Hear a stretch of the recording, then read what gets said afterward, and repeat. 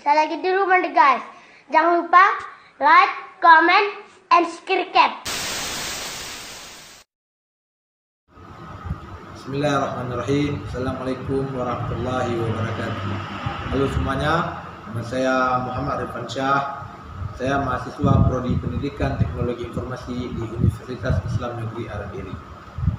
Baik, saya ingin memaparkan beberapa materi tentang mata kuliah komunikasi data. Sebelum kita mulai, jangan lupa untuk like, komen, dan subscribe channel saya ini. Baik kawan-kawan, kita masuk ke dalam materi yang pertama. Pada pertemuan pertama, kita hanya diperkenalkan tentang RPS dan kontrak kuliah yang pasti dibicarakan di setiap awal semester. Seperti yang kita ketahui semuanya, RPS itu adalah rencana pembelajaran semester, yang mana di dalam RPS itu kita diberitahu oleh dosen pengajar tentang tata cara pembelajaran selama satu semester ke depan. Dan juga sistem perkuliahan seperti kuis, tugas, UTS, dan UAS. Nah, itu akan dibicarakan di RPS semua. Sedangkan kontrak kuliah sebagai mahasiswa menyepakati persyaratan-persyaratan yang diberikan oleh dosen seperti presentasi penilaian kuis, tugas, UTS, dan UAS. Dan juga di kontrak kuliah itu dosen memberikan kepada kita beberapa aturan, misalnya waktu yang tepat untuk chat dosen atau foto profil WA yang harus kita pasang di WA kita supaya dosen itu lebih mengenal siapa kita.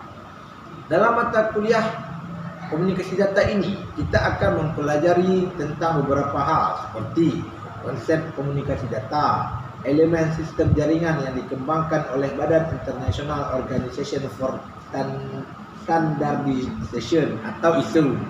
Nah, dan lebih lanjutnya akan kita bahas di materi kedua. Halo teman-teman, materi kedua. Materi kedua, kita akan membahas tentang OSI. Apa itu OSI? Ya, mungkin dari kita sebagian sudah pernah mendengar apa itu OSI. OSI atau Open System Interconnection adalah sebuah modul arsitektural jaringan yang dikembangkan oleh Badan International Organization for Standardization atau ISO di Eropa pada tahun 1977. Sebelum muncul model referensi OSI, sistem jaringan komputer sangat tergantung pada pemasok atau vendor. Zaman dulu, untuk melakukan komunikasi jaringan komputer tidak mudah sebab masing-masing vendor dan developer pada waktu itu menggunakan protokol atau aturan jaringan mereka masing-masing sehingga menyulitkan pengguna ketika akan melakukan pertukaran dari komputer satu dengan komputer yang lain. Hal ini disebabkan karena protokol jaringan yang memiliki masing-masing komputer tersebut itu berbeda-beda. OSI mengembangkan bagaimana informasi dan software aplikasi di sebuah komputer berpindah melewati sebuah media jaringan ke suatu software aplikasi di komputer lain. Protokol adalah sekumpulan dan beberapa aturan dalam komunikasi data antara beberapa alat komunikasi. Beda dengan protokol kesehatan. Ada 7 layer OSI yang sampai saat ini kita ketahui ya. Yang pertama application, kedua presentation, yang ketiga session, yang keempat transport, yang kelima network, yang keenam data link, dan yang ketujuh physical. Mohon maaf agak ribut sedikit karena ada terjadi gangguan di luar perkiraan kami. Dari 7 layer OSI ini terbagi menjadi 2 grup atau 2 bagian. Yang bagian pertama sebagai host layer yang terdiri dari application, presentation, session, dan transport. Tugas mereka adalah menjamin pengirim data secara akurat antar perangkat. Yang grup kedua yaitu media layer yang terdiri dari network, data link, dan physical. Tugas mereka adalah mengontrol pengiriman pesan secara fisik melalui jaringan. Sekarang kita akan bahas ketujuh ataupun salah satu dari 7 layer OSI ini. Yang pertama itu adalah fisikal, fungsinya mengatur pertukaran data secara fisik terjadi pada lapis fisik. Fungsi kedua, deretan bit membentuk data diubah menjadi sinyal-sinyal listrik yang akan melewati media transmisi. Yang kedua, dari layer OSI ini adalah data link. Fungsinya menyajikan format data untuk lapis fisik atau pembentukan frame, pengendalian kesalahan atau error control, dan terakhir pengendalian arus data. Layer OSI yang ketiga adalah network, berfungsi untuk meneruskan paket-paket dari satu node ke node yang lain dalam jaringan komputer. Fungsi utamanya pengalamatan, memilih jalan atau routing. Contoh dari protokolnya IP dan ICMP. Yang keempat adalah transport, berfungsi untuk transfer data yang andal, bertanggung jawab atas keutuhan data dalam transmisi data dalam melakukan hubungan pertukaran data antara kedua belah pihak. Contoh kedua, fungsi kedua paketisasi. Contohnya panjang paket, banyaknya paket, penyusunannya, kapan paket-paket tersebut dikirimkan. Yang kelima adalah session yang berfungsi untuk mengontrol komunikasi antara aplikasi, membangun, memelihara, dan mengakhiri sesi antara aplikasi ini. Fungsinya yang lain, penggunaan lapis sesi ini akan menyebabkan proses pertukaran data yang dilakukan secara bertahap, secara tidak langsung. Yang keenam, ada presentasi yang mana fungsinya untuk mengemas data dari sisi aplikasi sehingga mudah untuk lapisan sisi mengirimnya atau sebaliknya. Berfungsi untuk mengatasi perbedaan format data, kompresi, dan enskripsi data.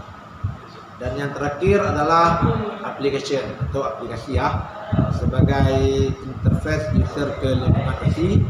User ini biasa berinteraksi melalui suatu program aplikasi software. Dan materi selanjutnya atau pembahasan berikutnya adalah sejarah TCP atau IP.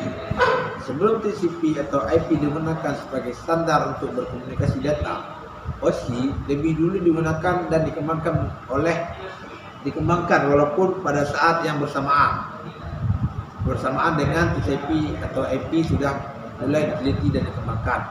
Pada saat itu, OSI diyakini akan menjadi standar komunikasi data yang terakhir. Namun kenyataannya TCP atau IP ini yang dijadikan sebagai standar dan menjadi model arsitektur standar yang berkuasa, yang mana hingga saat ini arsitektur TCP/IP terus dikembangkan oleh penguji. Arsitektur TCP atau IP sendiri mulai diteliti dan dikembangkan oleh Departemen Pertahanan Amerika Serikat pada tahun 1973. Selanjutnya kita masuk ke pembahasan IP ataupun Internet Protocol. Protokol jaringan terpopuler di dunia, kelebihannya mempunyai ratusan juta alamat, tidak ada alamat yang sama. Itu yang uniknya. Terjadi keunikan di IP ini ataupun Internet Protocol ini.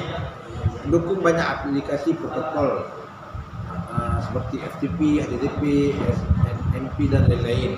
Ada jenis dua IP standar atau IP versi 4 ini sejak tahun 1970 dan IP versi 6 mulai tahun 1990 sekian lah. Untuk konfigurasi IP, maka lakukanlah langkah-langkah berikut ini. Yang pertama, buka network connection. Yang kedua, untuk membuka network connection ini, klik start, klik control panel, klik network dan internet connection, kemudian klik network connection. Nah, yang ketiga, langkah ketiga, klik kanan local area network yang akan dikonfigurasikan, kemudian klik properties. Di general tab untuk koneksi, klik internet protokol TCP/IP dan kemudian klik properties. Di general tab kemudian klik use the following IP address, kemudian masukkan values yang sesuai dari pertama IP address, kedua segmen masnya, ketiga default gateway, keempat alternatif DNS, yang kelima alternatif WIN. Setelah semuanya selesai, dan klik OK. Pembahasan tool jaringan. Yang pertama, ping. Program yang digunakan untuk mengecek komunikasi antara komputer dalam sebuah jaringan melalui protokol IP. Ping akan mengirimkan Internet Control Message Protocol atau ICMP, HU Request Message pada IP address komputer yang dituju dan meminta respon dari komputer tersebut. Kegunaannya, yang pertama, mengetahui status up atau down komputer dalam jaringan. Yang kedua, memonitor availability status komputer dalam jaringan. Yang ketiga, mengetahui responsivitas komputer sebuah jaringan. Selanjutnya, tool dari jaringan ini adalah ipconfig. Program yang digunakan untuk mengetahui konfigurasi komputer dalam suatu jaringan dengan menggunakan perintah DOS. Yang ketiga ada suatu perintah untuk menentukan home atau alamat host, subnet mask, dan metode atau routing. Yang keempat ada netstart. Netstart digunakan untuk mengetahui status jaringan. Netstart disingkat dari menentukan status. Kelima, ns lookup, perintah untuk mengetahui nama server jaringan yang dipakai dan alamat IP-nya.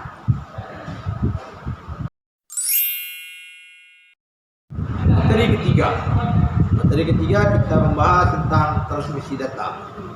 Transmisi data ini merupakan suatu proses pengiriman atau pemindahan informasi antar satu titik ke titik lainnya dalam suatu sistem atau jaringan telekomunikasi yang dibatasi oleh suatu jarak end-to-end sangat jauh. Jaringan telekomunikasi ini menghubungi pelanggan dengan sentral atau sentral dan sentral. Jaringan komputer menghubungi komputer dengan komputer atau komputer dengan perangkat komunikasi data lain seperti hub, switch, router, dan bridge. Transmisi di sini terbagi menjadi dua bagian. Yang pertama, transmisi analog. Sinyal analog ditransmisikan tanpa mengetahui isinya. Bisa berupa data analog atau digital. Terjadi atenuasi jika melebihi jarak yang dekat. Untuk memperkuat sinyal menggunakan amplifier, tetapi menguatkan noise. Transmisi digital yang kedua adalah transmisi digital. Sangat memperhatikan isi, integritas sinyal sangat dipengaruhi oleh noise, atenuasi dan lain-lain. Menggunakan repeater menerima sinyal, mengekstrak bit data, mengirim ulang. Atenuasi bisa ditanggulangi, noise tidak diperkuatkan. Selanjutnya kita masuk dalam peralatan jaringan. Yang pertama ada kabel. Isi dari kabel itu bisa jadi kabel tembaga, kabel koaksial, kabel pair, ataupun kabel fiber optik. Selanjutnya alat wirelessnya seperti Bluetooth, Wi-Fi, NFC wireless atau USB wireless. Peralatan selanjutnya adalah ada repeater, hub, bridge, switch, dan router.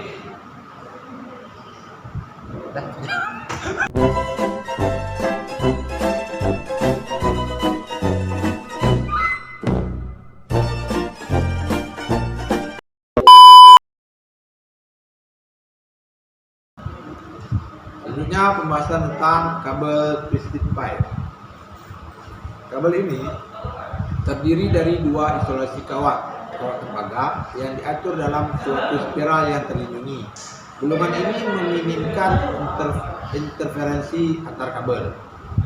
Penggunaan kabel ini dipakai pada sistem telepon, dipakai untuk jarak yang jauh dengan data rate 4 Mbps atau lebih, dan biayanya murah. Karakter kabel twisted pair ini, kabel twisted pair terdiri dari sepasang atau lebih dua kawat tembaga yang dipilih untuk mentransmisi sinyal. Beberapa kawat tembaga yang dilalui sinyal yang diletakkan sejajar dalam jarak yang dekat akan saling menginterferensi satu sama lain. Peristiwa semacam ini disebut crosstalk. Untuk mengurangi crosstalk dan interferensi yang berasal dari luar, maka kawat tersebut ditwist, yaitu dipilih dengan membentuk helix. Pemilihan kabel ini menghilangkan interferensi yang terjadi sekaligus melindungi kabel dari noise yang berasal dari luar. Jenis kabel twisted pair yang pertama adalah kabel UTP dan yang kedua kabel STP. Kabel UTP atau U-shielded twisted pair merupakan kabel dua kawat yang tidak terlindung seperti kabel telepon biasa. Kabel jenis ini banyak digunakan di perkantoran. Kelemahan kabel ini adalah adanya interferensi dari kabel twisted pair yang berdekatan.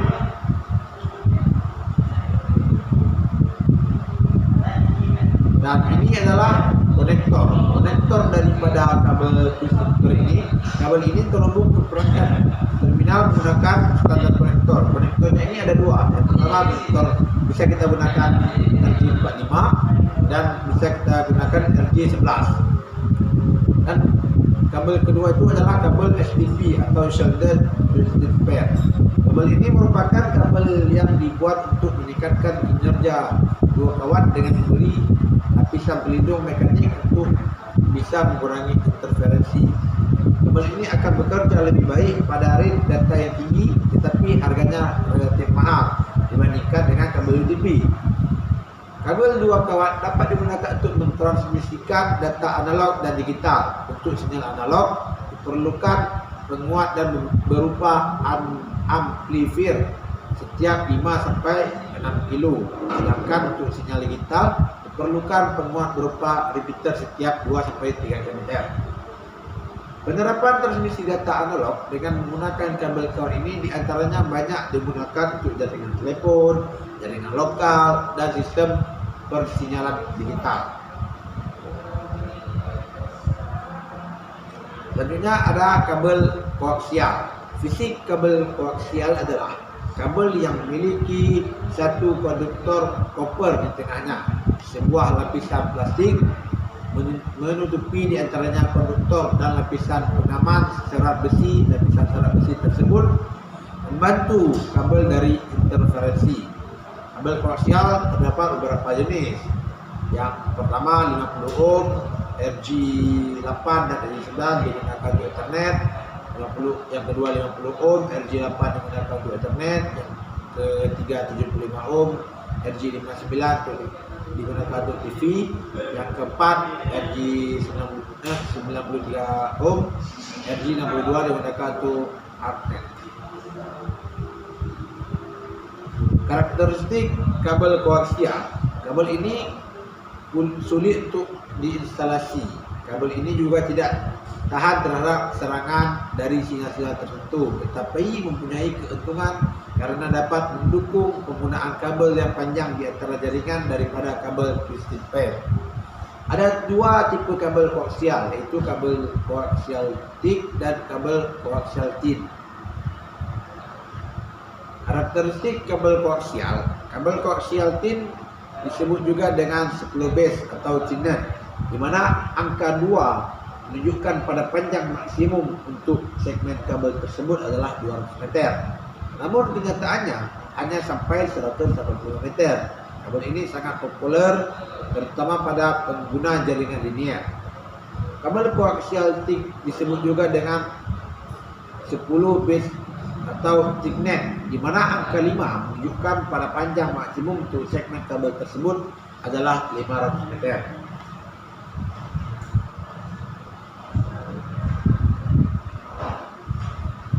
Selanjutnya kabel serat optik atau FO. Kabel fiber optik atau serat optik lah mempunyai kemampuan transmisi sinyal melewati jarak yang jauh daripada kabel koaksial maupun twisted pair. Mempunyai kecepatan transfer data yang sangat baik. Sistem komunikasi erat optik ini memanfaatkan cahaya sebagai gelombang membawa informasi yang akan dikirimkan. Pada bagian pengiriman, isyarat informasi diubah menjadi isyarat optik, lalu diteruskan ke kanal informasi yang juga terbuat dari serat optik yang bertugas sebagai pemandu gelombang. Sampainya di penerima, berkas cahaya ditangkap oleh detektor cahaya yang berfungsi mengubah beberapa optik menjadi getaran elektrik. Penggunaan kabel FO atau kabel fiber optik yaitu bandwidth yang lebih besar dan tarik sebesar 2 Gbps dan jarak 10 km dapat dicapai, ukuran yang lebih kecil dan berat yang lebih ringan, attenuatio yang lebih rendah, isolasi terhadap elektromagnetik sehingga tidak mudah terkena interferensi dari elektromagnetik eksternal. Jarak antar repeater yang lebih jauh serta transmisi fiber optik di Jerman dan mencapai data rate 5 Gbps dengan jarak 111 km. Dan yang terakhir, materi yang terakhir, kelebihan kabel fiber optik memiliki bidang yang luas. Yang kedua, tidak terpengaruh oleh medan elektrik dan medan magnetik. Syarat dalam kabel programming keamanannya, di dalam serat tidak terdapat tenaga listrik, maka tidak akan terjadi ledakan maupun percikan api. Tahan terhadap gas beracun, bahan kimia dan air sehingga tercemar tanah jelas. Kelebihan kabel fiber optik memiliki bidang yang luas, tidak terpengaruh oleh medan elektrik dan magnetik. Di dalam serat tidak terdapat tenaga listrik, maka tidak akan terjadi ledakan maupun percikan api. Tahan terhadap gas beracun, bahan kimia dan air sehingga tidak bencana di dalam tanah. Kekurangan kabel fiber optik sulit membuat terminal pada serat optik. Penyambungan serat harus menggunakan teknik dan ketelitian yang tinggi. Daya implementasi yang sangat mahal. Mungkin hanya sekian paparan review materi dari saya ini saya sampaikan. Apabila ada kekurangan dan kesalahan, saya mohon maaf dikarenakan saya masih dalam proses pelajaran. Tolong jangan lupa like, comment, dan subscribe. Sekian penyampaian materi dari saya. Assalamualaikum warahmatullahi wabarakatuh.